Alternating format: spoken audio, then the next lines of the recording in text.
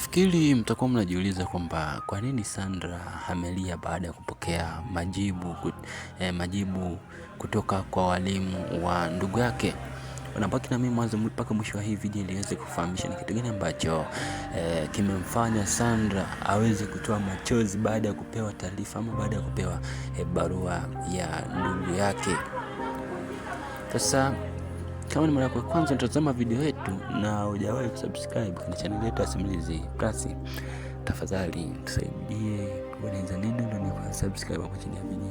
Hapo chini ya video utakuwa umetisha kinoma na utakuwa mtu wa kwanza kabisa kupata taarifa za video zetu mpya punde tutakapokuwa tuna post video mpya hapa kwenye channel yetu ya Simulizi Plus. Okay, kuna sababu kuu mbili ambazo zinaendelea kwa ndugu yake na Sandra. Sababu zilizopelekea yeye kusimamishwa shule ni sababu gani hizo? Nataka nikujuze hapa ni sababu gani ambazo huenda zitakuwa zimepelekea ndugu yake aweze kusimamishwa shule. Sababu kuu ni kwamba huenda atakuwa amebainika kuwa ana ujauzito. Ndio maana Sandra aliweza kuangalia ile barua, ameweza kumwangalia ndugu yake mara mbili, huku akionekana kuwa ni mtu ambaye ameumizwa sana ama ana huzuni sana kwa kile ambacho alichokiona kwenye ile barua ambayo alikuwa amepewa. Sasa baada ya hapo tunaona kuna sababu nyingine ambayo huenda ikawa ni sababu kuu ama sababu kubwa nyingine ambayo huenda itakuwa imepelekea ndugu yake kuweza kusimamishwa shule. Sababu nyingine naweza nikasema kwamba huenda kumetokea kuna mistake kidogo tu, aidha kutukutu au ukorofi hapa na pale ambao umeweza kupelekea yeye na kuweza kuvunja kanuni ama sheria ambazo zimewekwa, sheria za shule. Ndio chanzo cha yeye kuweza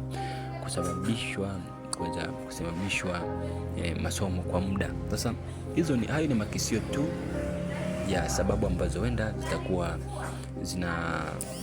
zimepelekea ndugu yake na Sandra kuweza kusimamishwa shule, licha ya Sandra kuumia kwa hichi kitendo ambacho kimetokea kwa ndugu yake, na inaonekana kabisa kwamba ni kitu ambacho kwa upande wa Sandra hajapendezwa kabisa kwa kile ambacho mwana ndugu yake atakuwa amekifanya. Maana sio kawaida tu hiyo kusimamishwa shule, itakuwa kuna sababu kubwa ambayo atakuwa amefanya ambayo imepelekea yeye kuweza kusimamishwa masomo kwa muda. Lakini heno twende kadri tunavyozidi kuangalia episode zinavyozidi kufuata, ndo tunazidi kuelewa vitu vingi zaidi. Tunaweza kuelewa siri ambazo itakuwa zimefichwa, baadhi ya vitu ambavyo itakuwa vimetokea kwenye episode ambayo itakuwa imepita. Mimi nitakuja hapo kuchambulia kwa kina zaidi ili uweze kuelewa. Sasa maoni yako hapo chini kwenye comment ni ya muhimu sana. Usisahau kusubscribe. Thank you for watching this video. Tukutane kwenye video nyingine tena inayofuatia. Bye bye.